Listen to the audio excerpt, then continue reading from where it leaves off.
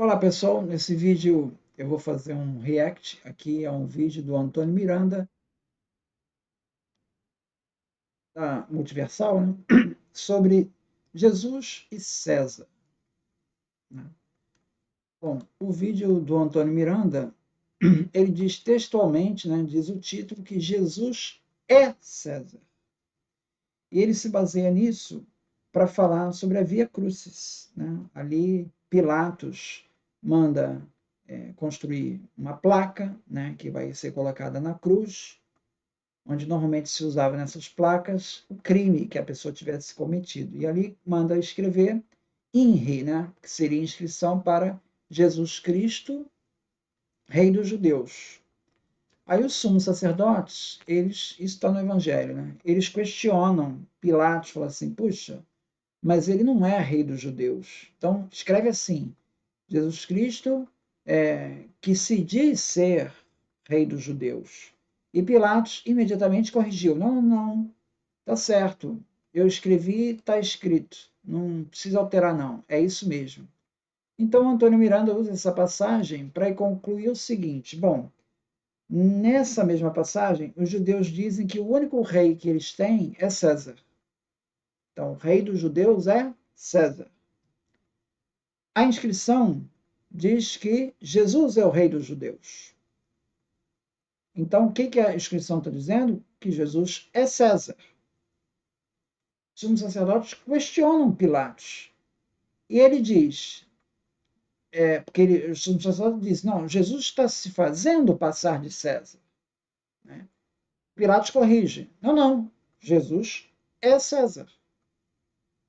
Segundo Antônio Miranda, Pilatos confirma que a inscrição está correta, porque Jesus é César. Então, Jesus é Tibério César. Veja, ele não está representando na Via Crucis, ele não está emulando um triunfo do imperador. Não, ele é o próprio imperador. Sou estranho, né? Eu diria assim, como é que alguém consegue defender uma interpretação dessa?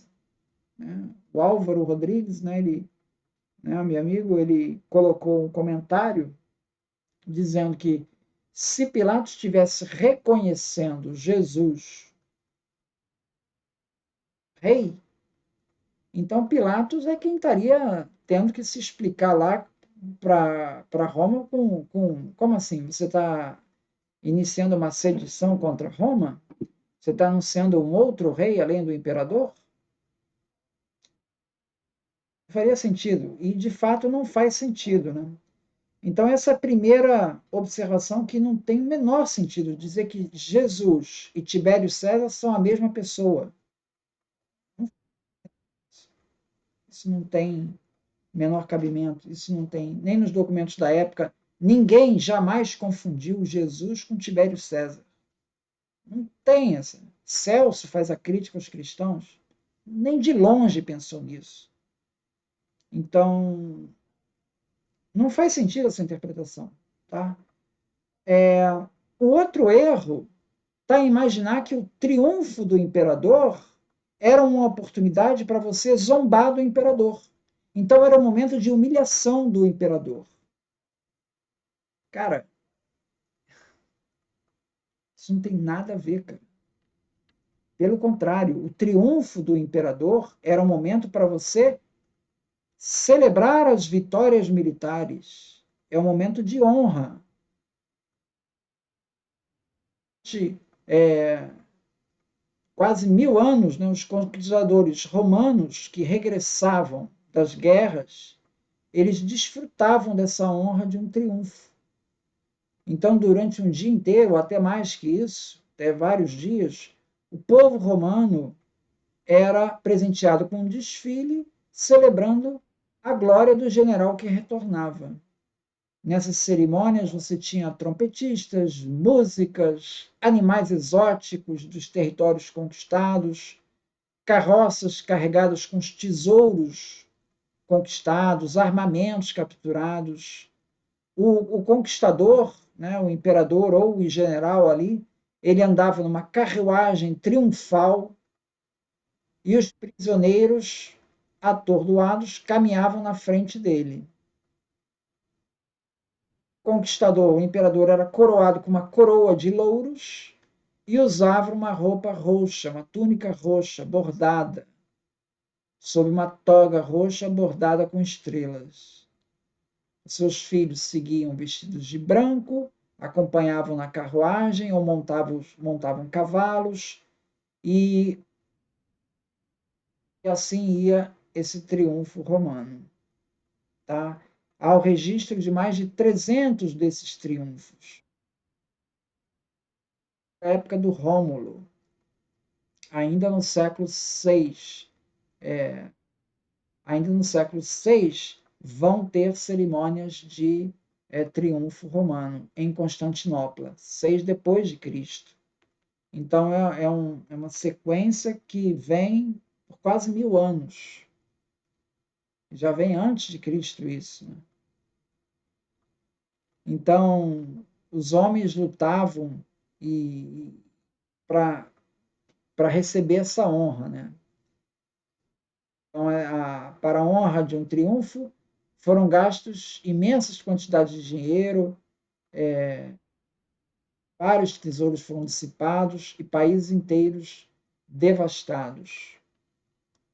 Na conquista de Jerusalém, no ano 70, em Roma, o imperador Vespasiano ele apareceu diante dos soldados vestido com as suas vestes tradicionais roxas e coroas de louros.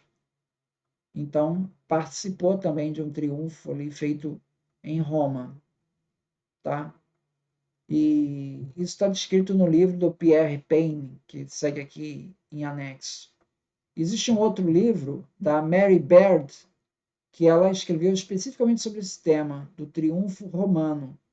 O livro ele fala sobre esse ritual do triunfo romano e discute muito o terceiro triunfo de Pompeu Grande, que seria em 60 a.C., 61 a.C., que é o mais documentado desses triunfos romanos.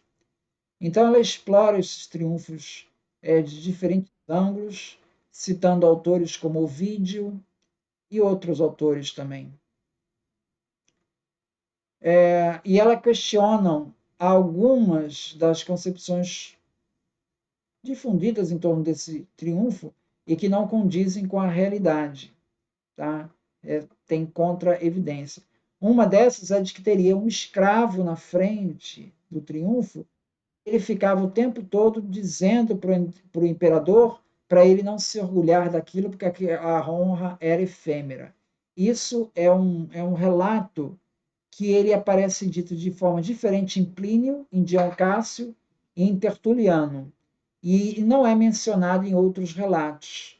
Então a Mary Baird conclui que essa parte daí ela pode ser um mito, tá?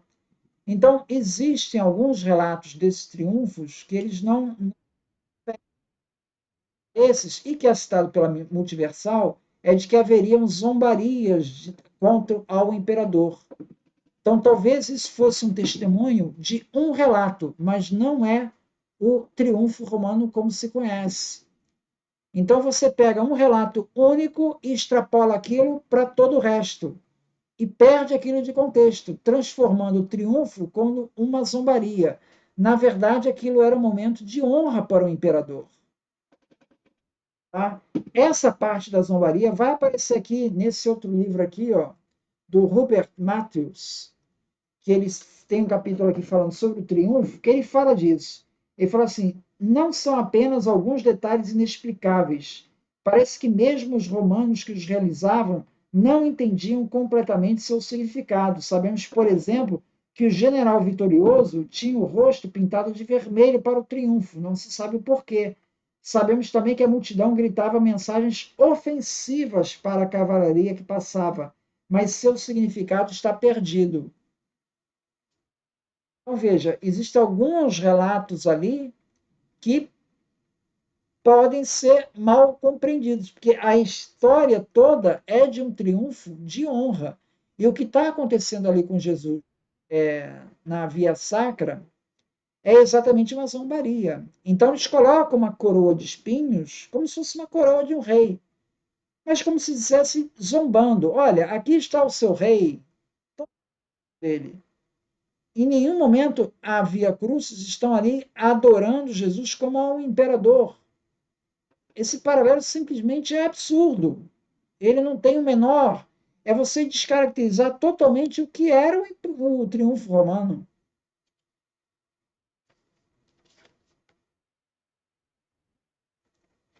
Existe outra passagem aqui, ó, na página 166, que ele vai falar assim: por exemplo, o Senado recusou um triunfo a Quintus Minúcius Rufus, com o argumento que as cidades que ele alegou capturar eram realmente aldeias, ou seja, não mereciam um triunfo. Então não é qualquer um que recebia um triunfo. Você precisava realmente ser digno aí dessa honra, que é uma honra.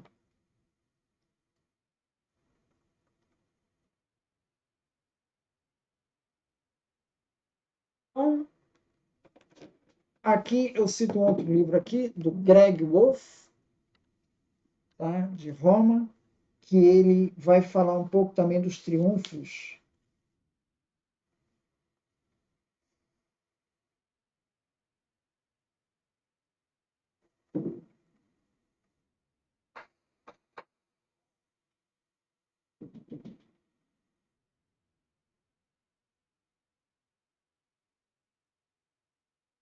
Falava assim: toda a população da cidade testemunhava os cortejos triunfais que sucediam uma campanha bem-sucedida.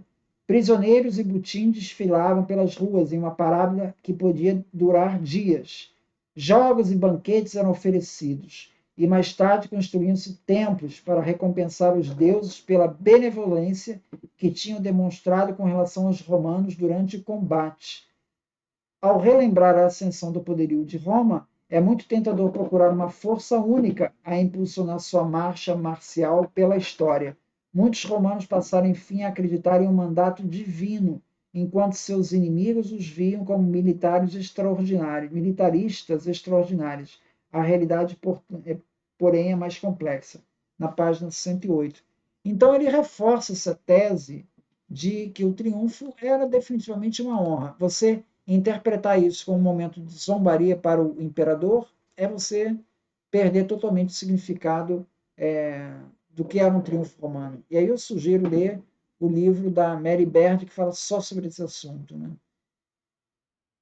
Então, é essa questão. A Via Cruz, na verdade, é uma zombaria do começo ao fim. Então, estão tentando fazer com que se pareça imperador? Não, estão. Ó, esse é o seu imperador, vejam como ele está sendo humilhado. É basicamente isso.